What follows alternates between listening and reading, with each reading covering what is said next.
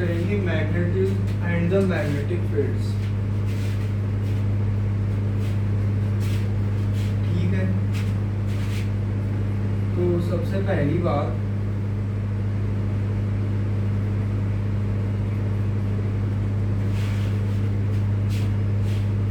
एक वर्ड आ रहा है यहाँ,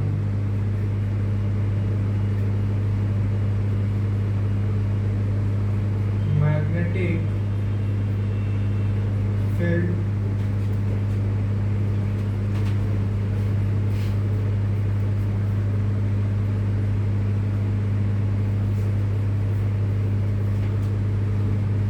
मैग्नेटिक फील्ड। तो इस वर्ड को समझने से पहले, ये चैप्टर है, इससे पहले हमें ये पता होना चाहिए कि मैग्नेटिक फील्ड क्या होता है। उससे पहले हमें यह पता होना चाहिए कि फील्ड क्या होता है। फील्ड क्या होता है, इसे हम क्षेत्र कहते हैं।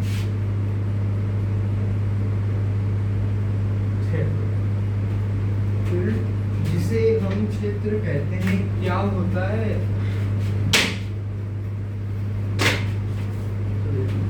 क्षेत्र किसी भी फिजिकल क्वांटिटी की मैं बात करूं तो उसके सराउंडेड, उसके चारों तरफ का वो एरिया जिसके अंदर same type of physical quantity क्या करे, अट्रैक्ट करे। एक एग्जांपल से समझाता हूं।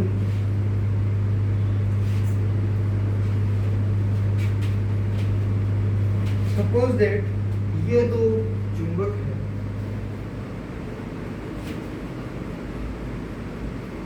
कोई फिजिकल क्वांटिटी है, इन चुंबक के चारों ओर सराउंडेड कुछ एरिया है, मैंने इनको टच नहीं किया,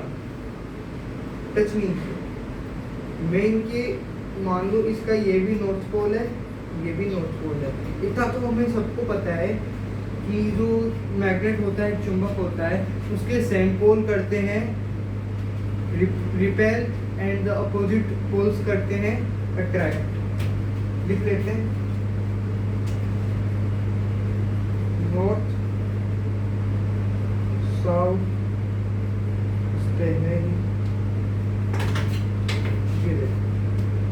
नॉर्थ साउथ, ठीक है। अपोजिट पोल्स है, अट्रैक्ट करेंगे। सेम पोल है, रिपेल करेंगे। तुमने इनको टच नहीं किया, दूर से ही पास में लाया, ये क्या हुआ? इनको टच किए बिना ही ये किसी दूरी से ही एक फोर्स को कर रहे हैं, फील कर रहे हैं, फोर्स को एक बल अनुभव कर रहे हैं। वो किसके कारण है? वो है क्षेत्र के कारण। तो क्षेत्र किसी भौतिक राशि के चारों ओर का फील्ड, किसी फिजिकल क्वांटिटी के सराउंडेड वो एरिया है, किसी भौतिक राशि के चारों ओर का वह स्थान है जहाँ पर समान प्रकार की भौतिक राशि बिना किसी संपर्क के, बिना किसी कनेक्शन के इंटरेक्ट करे, फोर्स को फील करे।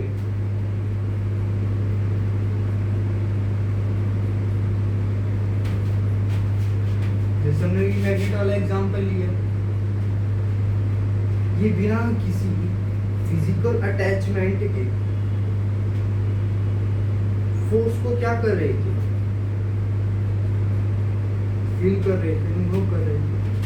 उसी तरह तो फील्ड समझ में आ गया होगा, फील्ड क्या होता है।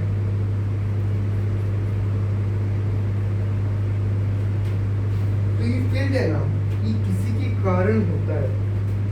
तो एग्जांपल है, हमने पढ़ा था ये फील्ड है, इसकी कुछ फिजिकल क्वांटिटी होती होगी। हमने पढ़ा ग्रेविटेशनल फील्ड, पढ़ा था, किसके कारण था?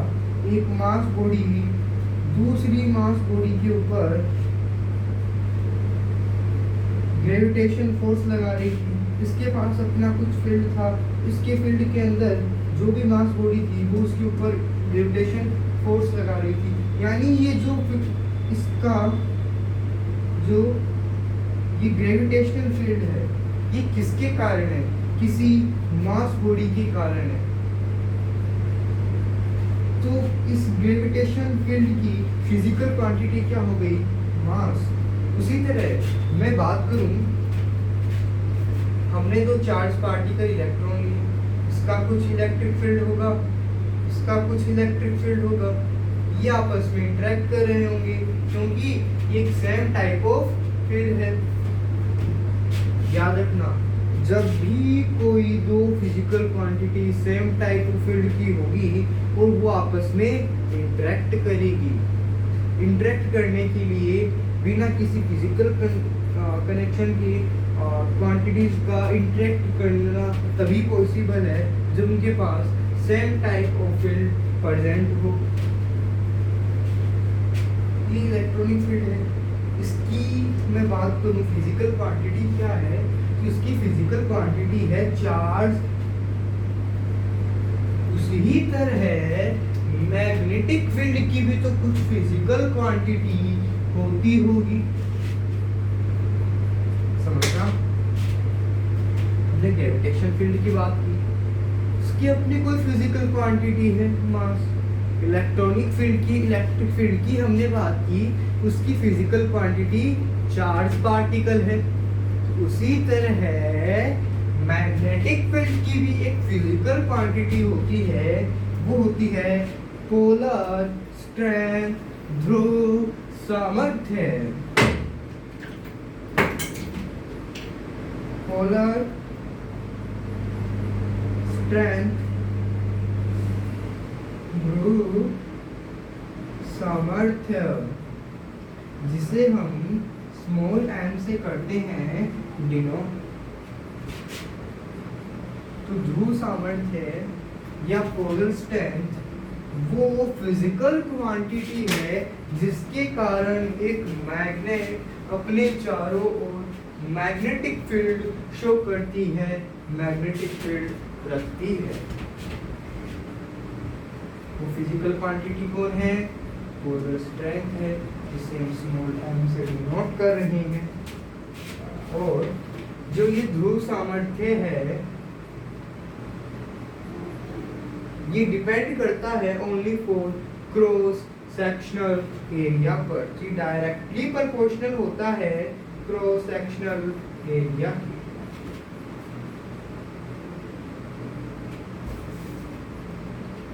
एरिया कौन सा? Cross sectional.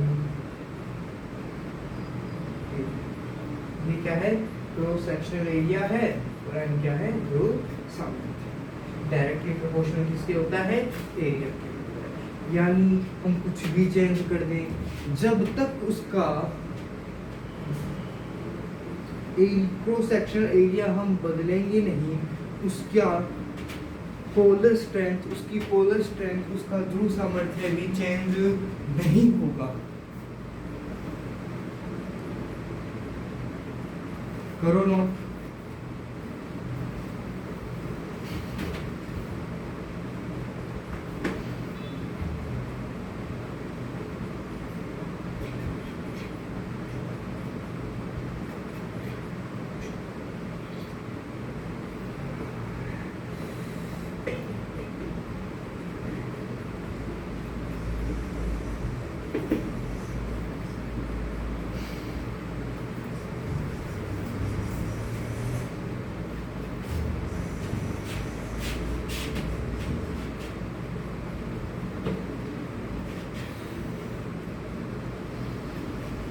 क्या पढ़ा, कितना पढ़ा, कितना समझ में आया? देखते हैं एक क्वेश्चन से। अभी तक हमने जब ये पढ़ा कि हमने इतनी बात की थी, मैं अपना चैप्टर स्टार्ट कर रहे हैं, उसमें वर्ड आता है मैग्नेटिक फील्ड। उससे पहले हमें पता होना चाहिए था कि फील्ड क्या होता है। हमने फील्ड को डिफाइन किया, फिर हमने अलग अलग फील्ड्स को, ग्रेविटेशनल फील्ड्स को, इलेक्ट्रिक फील्ड्स को डिफाइन किया। हमने कहा कि वो उनकी एक फिजिकल क्वांटिटी होती है जिसके कारण अपने चारों तरफ फील्ड रखते हैं। उसी तरह मैग्नेटिक फील्ड की एक फिजिकल क्वांटिटी होती है जिसके कारण एक मैग्नेट अपना चारों तरफ मैग्नेटिक फील्ड रखता है। वो फिजिकल क्वांटिटी कौन? ध्रुव सामर्थ्य, पोलर स्ट्रेंथ। और जो ध्रुव सामर्थ्य, पोलर स्ट्रेंथ होता है वो क्रॉस सेक्शनल एरिया के डायरेक्टली प्रोपोर्शनल होता है। ठीक है, ये सब बातें हम अब तक कर चुके हैं।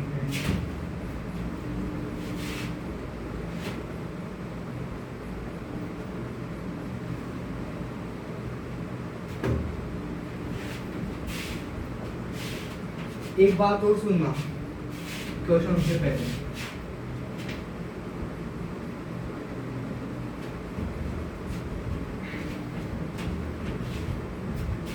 क्या मोनोपोलिक मैग्नेट isn't exist या isn't possible, यानी दुनिया में, जहान में ऐसा कोई मैग्नेट नहीं है जिसका सिर्फ एक पोल होता हो। यानी कोई भी मैग्नेट हो उसके मिनिमम दो पोल्स तो होंगे, डाईपोल होगी, दो से ज़्यादा पोल भी हो सकते हैं, लेकिन ऐसा कोई मैग्नेट नहीं है जिसके पास सिर्फ एक ही पोल हो, एक ही ध्रुव हो। जैसा कि जनरली हम बात करते हैं बार मैग्नेट की, जिसके अंदर डाईपोल होती है, ये इसके अंदर दो पोल होते हैं, एक नॉर्थ पोल होता है, एक साउथ पोल होता है, एक उत्तरी ध्रुव होता है, एक दक्षिणी ध्रुव होता है। वही मैं बात कर लूं, एक मैग्नेट आती है इस वी शेप की, ऐसे कुछ, इसके कितने पोल हो गए? 1 2 3 पोल हो गए।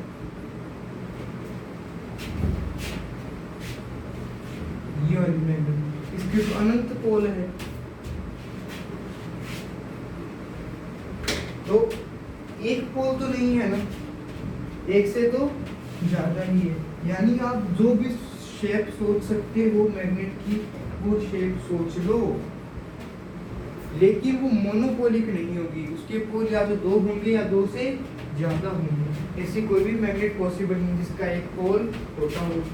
ठीक है, अब करते हैं क्वेश्चन।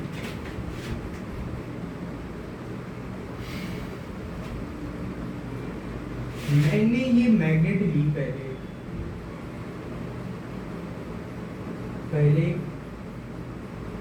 मैग्नेट लिया मैंने,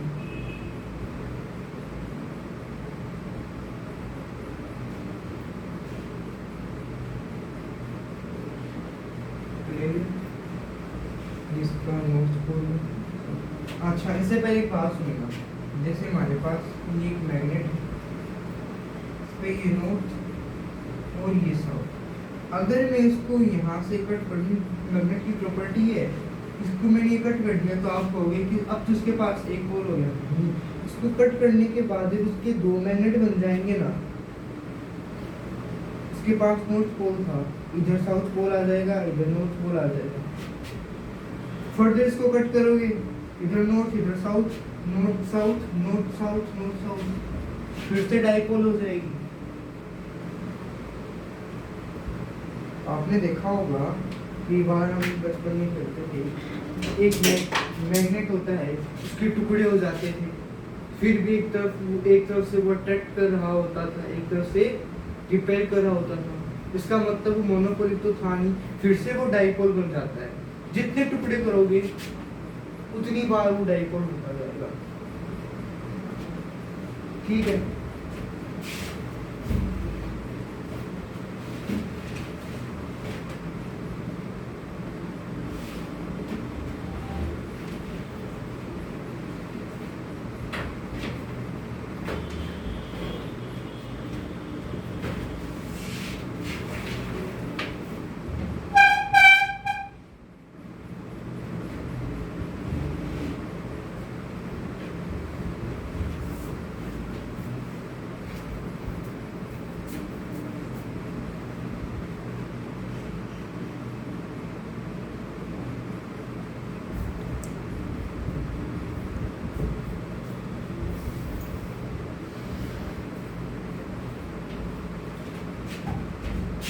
तो ये हमारे पास एक मैग्नेट है, इसको हमने किया कर, हाँ वो बात हम कर चुके हैं। अब ये क्वेश्चन लेते हैं, हटा दूंगा इसको, हटा देते हैं। चलो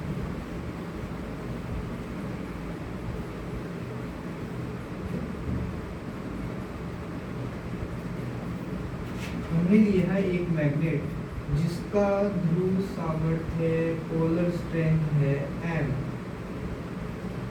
फर्स्ट केस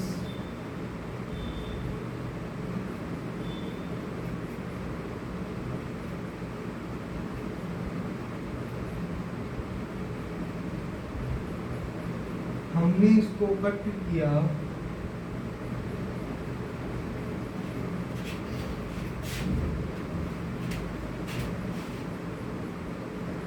परपेंडिकुलर।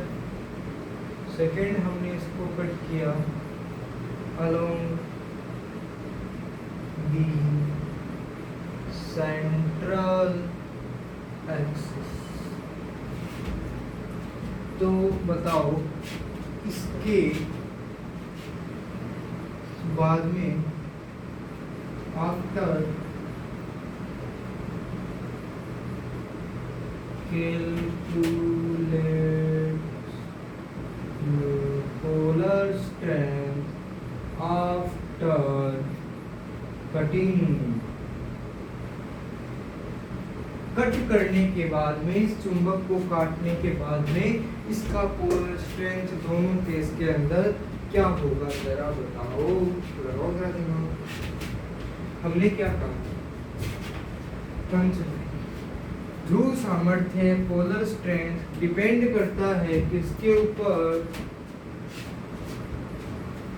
अरे किसके ऊपर, अनुप्रस्थ काट के क्षेत्रफल पर, क्रॉस सेक्शनल एरिया पर। करता है ना, स्पीड पर निर्भर करता है, बिल्कुल उसी पर निर्भर करता है।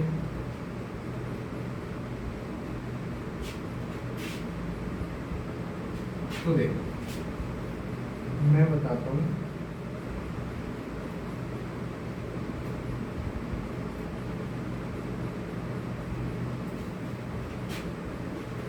फर्स्ट केस डिस्कस करते हैं। हमने कट किया है परपेंडिकुलर।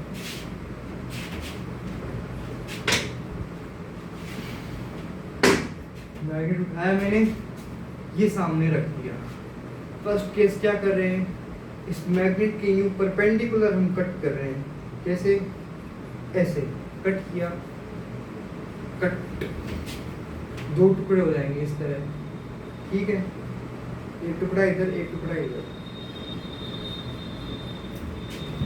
अब इसको परपेंडिकुलर हम कट करेंगे तो इसका जो ये क्रॉस सेक्शनल एरिया है ये तो इतना ही रहेगा, इसमें कोई चेंज नहीं होगा। तो इसका जो पोलर स्ट्रेंथ है वो भी रहेगा।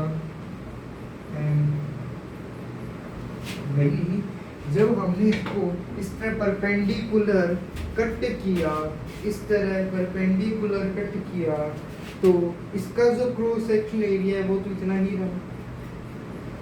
क्रॉस सेक्शनल एरिया चेंज नहीं, पोलर स्ट्रेंथ चेंज नहीं।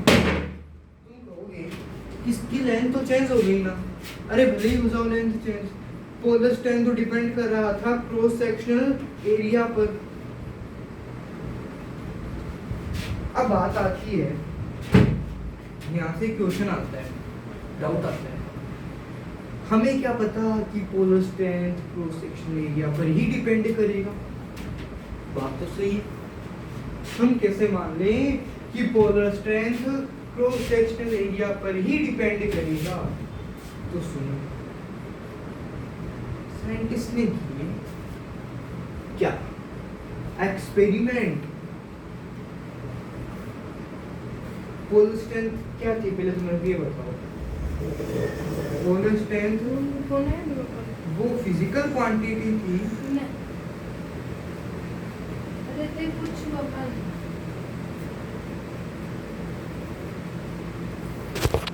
आंसर नहीं कर सकते।